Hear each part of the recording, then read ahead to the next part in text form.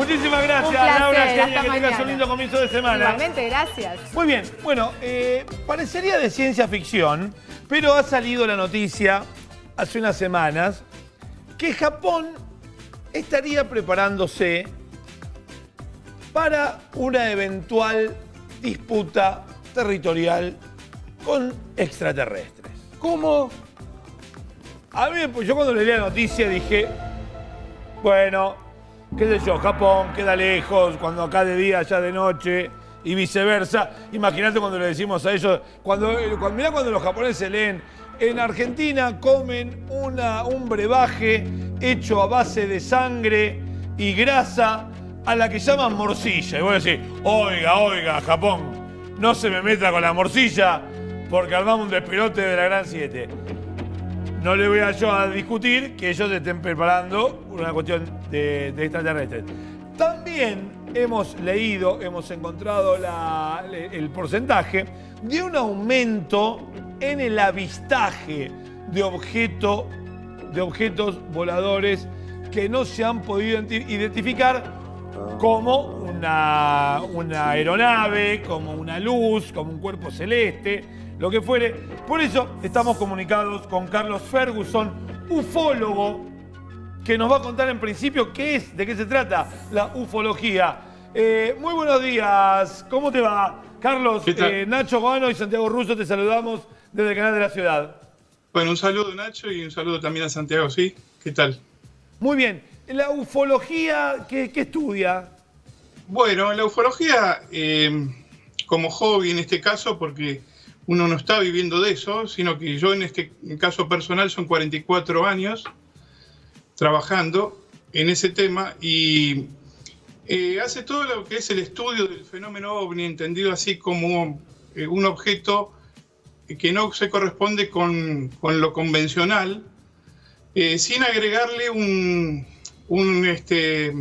podemos decir así, un origen determinado, porque eso es importante aclararlo. Ajá. A partir de ahí, bueno, todas las noticias que uno ha podido recopilar, que han sido miles en todo este tiempo, y bueno, con una carrera, digamos, de muchas investigaciones de campo, mucha asistencia a congresos y demás, ¿no?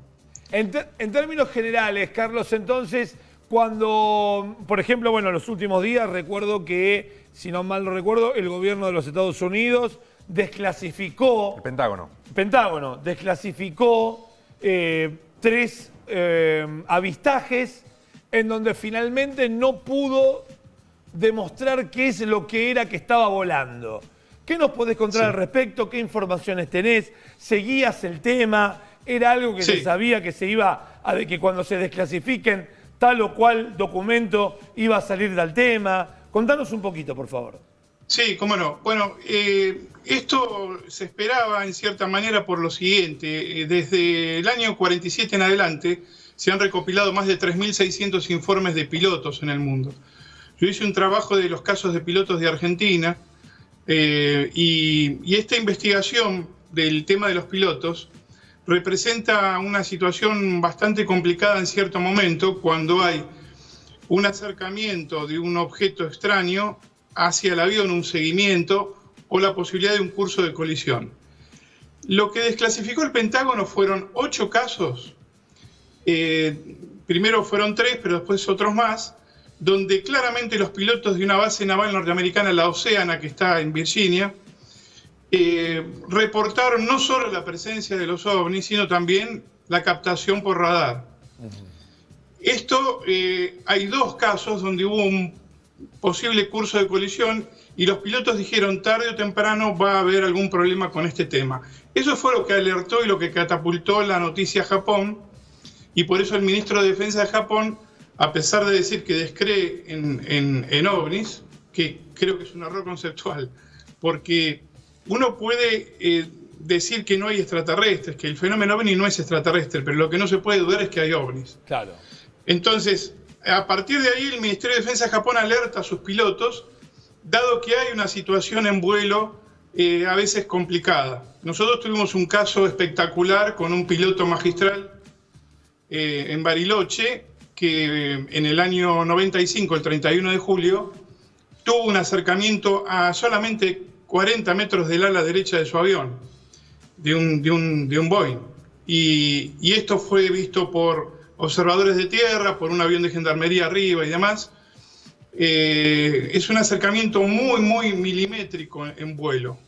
Y lo que llama la atención y lo que impactó a los pilotos norteamericanos, en este caso de la Marina, es que este fenómeno parece tener un control preciso de la situación en el aeroespacio, ¿no?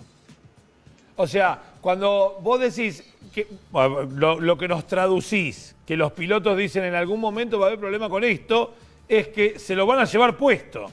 ¿A eso te referís? Sí, nosotros tuvimos, mira, Nacho, tuvimos desde el año 47, que se toma siempre como la historia oficial del fenómeno OVNI y la irrupción, hasta ahora tuvimos 51 casos en vuelo de pilotos comerciales, civiles y militares que tuvieron la presencia OVNI en cercanías del avión. De ellos hay 5 donde el curso de colisión casi era inevitable, y esto fue una situación muy fortuita. O fue el fenómeno que lo controló, o en el caso de Resistencia Chaco, que fue el 21 de diciembre del año 65, un avión de aerolíneas, el comandante Domingo Longo, prácticamente a 100 metros del curso de colisión, él decide hacer una maniobra muy complicada en vuelo.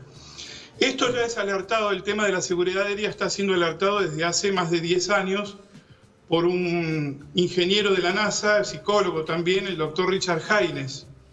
Pero lo que sucede es que es una situación muy, muy complicada. Comprenderás que todavía esto no está aceptado, el fenómeno OVNI, no se sabe, no se pudo definir claramente bien de qué estamos hablando, y ahí viene el gran problema. Por supuesto que quiero aclararte también que hay un montón de confusiones y también de algunos casos que no tienen nada que ver con la realidad, por supuesto, eso sí. Cuando, por otro lado, cuando hablas de que fue captada por el radar de tierra o por el radar del avión que está en el curso de colisión de un objeto volador no identificado. Mira, se han dado los dos casos. En los casos que liberó el Pentágono ahora se dio también en las dos formas, y no solamente con un OVNI viniendo en vuelo, sino 3 o 4. En Argentina nosotros tuvimos 9 casos de captación de radar, y los más preponderantes fueron los de la base aeronaval de Punta Indio en el año 65, que fue una seguidilla de casos impresionantes de OVNIs que seguían a los aviones de la Marina Argentina, ¿no? A ver, y que lo capte un radar significa, discúlpame la ignorancia, que la captación de un radar implica que lo que está captando tiene volumen, tiene peso, es sólido. ¿Qué significa que lo capte un radar? Significa que estamos ante una presencia de un fenómeno físico, evidentemente, y la captación de radar es una de las evidencias más importantes también que tiene el fenómeno, porque ya no estamos hablando de una observación visual de alguien, sino que hay un método para medir y demás. Claro, o sea, no es un haz de luz que yo estoy empastillado con un ácido, estoy manejando un avión, de golpe flasheo un ovni y la flasheé yo. Y que tal vez haya sido un efecto de la luz. El radar no toma efectos de la luz. Mira, hay infinidad de efectos que se pueden dar y de situaciones en vuelo. El piloto en sí está preparado para todas ellas. Cuando nosotros vemos que un piloto baja del avión y tiene la necesidad de transmitir algo anormal que vio, en realidad es muy importante esta declaración, porque la responsabilidad de un piloto y la reputación de un piloto no tiene nada que ver de repente con la que podemos tener nosotros aquí abajo. El hombre se está jugando el puesto, especialmente en los casos militares y comerciales, no hablamos de los civiles. Así que la observación no es, digamos, es algo bien concreto, y además los pilotos de todo tipo y en todo el planeta describen un fenómeno bien preciso en cuanto a lo que están viendo. Después la procedencia es otra cosa, ¿no? Carlos, hablábamos hace un par de semanas con Esteban Tablón, el ex titular del Planetario, con que ahora por ahí es más fácil hablar de un ovni refiriéndose a un dron, ¿no? por lo menos un dron que no esté identificado, que sea para espionaje, para lo que fuere, que no está, digamos, que no es que se sabe que va a andar volando por ahí, porque tiene una velocidad muy importante, porque muchas veces es como que terminan desapareciendo en una velocidad casi ultrasónica, para ser bastante exagerados. Pero el fenómeno OVNI también se estudia hace muchísimos años, y recién dabas cuenta de que en el 65 también había, o por lo menos aquí en Argentina, hubo avistaje o captación de radar muy importante. Y en esa época no había drones. Esto podría reforzar la teoría de los que piensan que el fenómeno OVNI es real, que existe y que hay que prestarle atención, ¿o no? Por supuesto, muy bien, Santiago. Mira, el tema de la presencia OVNI desde el año 47 en adelante es incuestionable. Por supuesto que hoy, al haber más elementos como drones y otros elementos aéreos, hay que estar muy preciso con ese tema y con el tema también de lanzamientos de globos, bueno, montones de cosas que hoy se dan y que no se daban hace muchos años atrás con tanta asiduidad. Bueno, el dron directamente no había. Pero por eso en los casos donde hay un acercamiento, un avión en vuelo, si bien se dan las situaciones con los drones y se han dado normalmente, ya cuando el testigo, en el caso del piloto, acompañado de copiloto, yo para darles una idea, de los casos de vuelo, el 76%, el avistaje no es de un solo piloto, sino de parte de la tripulación. Y esto puede ser también captado desde tierra, cuando ya el diámetro de ese objeto supera de repente los 10 metros, cuando se provocan situaciones extrañas, que hablamos velocidades y maniobras que no se ajustan a lo convencional, la verdad que eso llama la atención. Y esto viene desde el año 47. Ahora, por supuesto, confusiones hay montones y puede haber. Pero un piloto, por supuesto, también está totalmente preparado para ese tipo de situación, ¿no? Carlos, ¿qué opinión te merece entonces la decisión del ejército japonés de prepararse para algo? Para un ataque extraterrestre. Sí, yo creo que... Mira, Nacho, ese término también hay que, quizás fue un poco, el periodismo lo tituló así. En realidad lo que ha hecho el Ministerio de Defensa de Japón es una alerta a sus pilotos ante una situación que se está dando. Tengamos en cuenta que lo que liberó el Pentágono fue de una sola base militar norteamericana, que es la Naval Oceana, que está ahí en Virginia, pero hay decenas de bases militares. Evidentemente, todas deben estar reportando algún fenómeno y lo que trascendió solamente es esto. Así también nos hemos enterado a veces de algún caso argentino que fue liberado en Estados Unidos con la ley de libertad de información y acá no se había informado, ¿no? Pero yo creo que el estado de alerta creo que es importante. No así como una cuestión defensiva contra alienígenas, ¿no? Pero creo que les preocupa y bastante. Carlos, ¿por qué es un tema tabú el tema de si existe o no vida en otro planeta? Si uno sale a la calle y pregunta, no en la Argentina, en todo el mundo, ¿crees que hay vida en otro planeta, en otra galaxia? Yo creo que más de la mitad diría sí.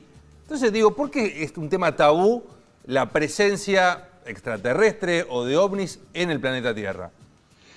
Mira, Santiago, eso hay dos temas. Una cosa es la vida extraterrestre, que las estadísticas, bien decís, están en un 70 a 80% a favor de que hay vida extraterrestre. Ese es un tema, en realidad, más ligado a lo que sería la astronomía o a la exobiología, bueno, a todo lo que tenga que ver con la ciencia que investiga todo el tema del cosmos, ¿no?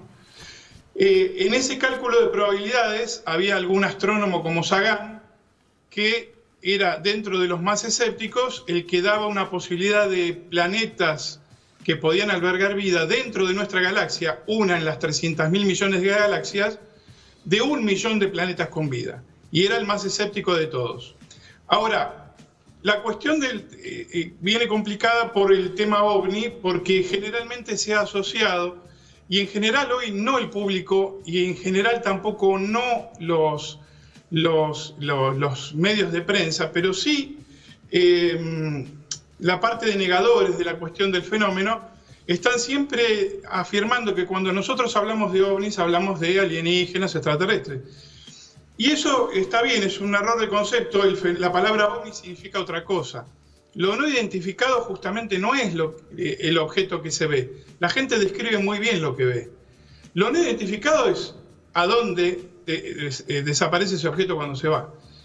Esa es la cuestión. Y hoy, incluso a nivel mundial, investigadores de renombre como Jacques Vallée, que es uno de los máximos a nivel mundial, están hablando de, como hipótesis siempre, de que el fenómeno explicado como una nave que viene de otro planeta no es la explicación adecuada. Y estaría hablando de cuestiones ya que tienen que ver con la física cuántica y otras dimensiones. Claro. No es una cuestión ya tan aceptada esa. Pero bueno, remitiéndome a tu pregunta, Santiago, la posibilidad de vida, aún en los cálculos más escépticos, es abrumadora. Por supuesto, después hay distancias estelares inviables y hay un montón de situaciones que se presentan como dificultad para entablar la relación esa, ¿no? Carlos, tengo muchísima curiosidad por preguntarte si son revistas o libros. La pila que tenés por encima de tu hombro derecho, Sí. allá en la biblioteca que tenés a tus espaldas, y digo, la historia que deben tener esas revistas o libros o cuadernos. Sí, acá en realidad, bueno, ahí tengo dos bibliotecas a mi derecha, otra biblioteca a la izquierda, más la de atrás. Hay un archivo de, claro, más de 40 años.